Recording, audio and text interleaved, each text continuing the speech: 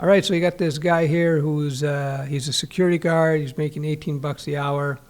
He sucks at math. He's not sure which way to go. Get a business degree, go into computer programming. He's been burned by many companies in the past. He doesn't know what to do.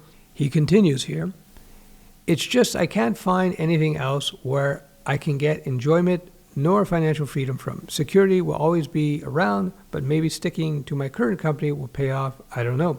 I'm 30 and just feeling like I'm running out of time and motivation for anything new and scared I'll make the wrong decision again. Any advice would help a lot. So, first of all, 20s and 30s are for learning, 40s and 50s are for earning.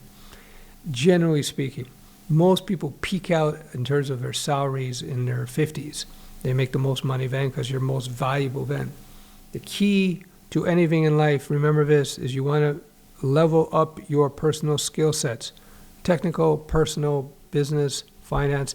You have to level up. You want to become more and more valuable. I'll tell you a story. So I had some friends of mine who were party animals. They liked to party. And they kept partying into their late 20s and then early 30s. Whereas everybody else around them got it together, started developing skills, started getting jobs, started upping their skills.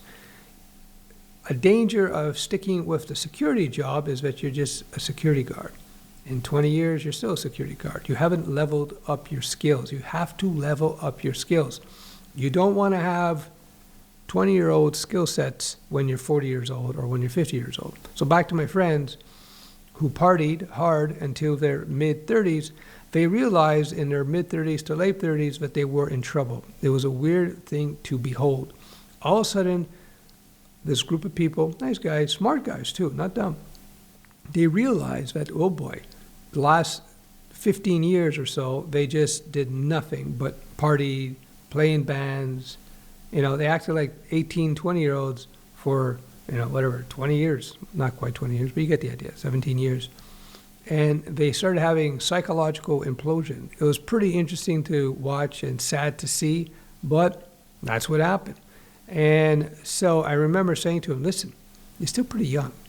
So what you should do is aim to level up your skills. Learn something valuable. Start a business. Learn to code. Become a plumber. Become an electrician.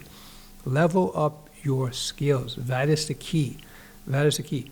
Because if you have valuable skills, even if you find yourself broke again at 50, you have valuable skills that are worth a lot. You can earn it back very quickly. But if you don't have skills and you're older, it's a tough place to be. So now these guys are much older. They didn't take my advice. They did not level up their skills. So they are now doing what 18-year-olds do and 20-year-olds do, but they're doing this with much older, much more frail bodies, relatively speaking. Now, you can stay in shape, which I advise you to do. But anyway, so this guy, back to a situation, security guard, 30 years old, doesn't know what to do.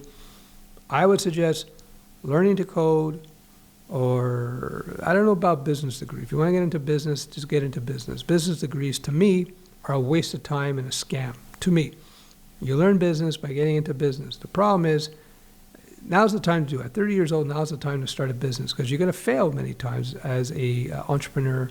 Somebody's in business. You're going to fail all kinds of times. Better to do it now when you're young and you don't have responsibilities. Better to do it now when you're young and don't have responsibilities. But if you want to get into business, you should learn to write code because so many businesses depend on code and there's so many opportunities in the coding and development world in terms of business opportunities. The best thing about learning how to code to start your business is that if the business fails, you're a highly experienced developer. And that's worth a lot of money. So you could always fall back to a high-paying job as a developer. So how do you turn yourself around? This dude here, he says, well, first of all, let me address him. He said, I'm absolutely terrible at math, to be honest. Ha, ha, ha. Me too, except for adding up money. I'm good at adding up money. But besides adding up money and figuring out if I put money here or there and how much this adds up and how much I make per month, what's that going to earn? Is this building going to make me money? I'm good at that. But everything else, I suck. Guess what? Most development, 99% of development has nothing to do with math. Nothing.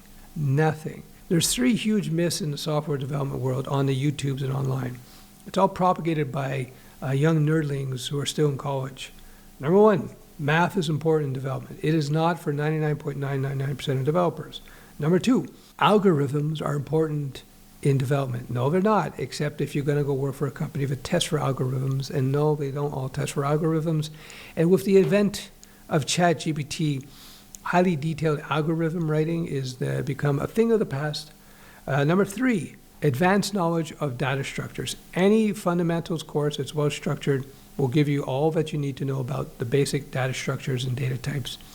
You don't have to go into all this arcane stuff that people think that you have to know. You'll never use it in real world development. Most of the time, most of us, 99% of us, that kind of stuff, advanced math, data structures, and algorithms is if you're getting into real core AI research, you're getting into big data analysis, maybe game engine development. That represents this much of the job market in development. It's such a tiny little thing. Don't be concerned about that. Let me finish off this dude here with the $18 an hour security job. Your problem is not intellectual. It's not your math skills or lack of math skills. Your problem is purely psychological. It's not an insult. It's just what you understand the problem. It's emotional. And guess what? That's what it is for most people. Most people give up because of psychological impediments, psychological barriers. You have to get around that. I offer training in that. I'm not trying to sell you a course. Get any course. Just start working on your psychology, making you stronger. You do better.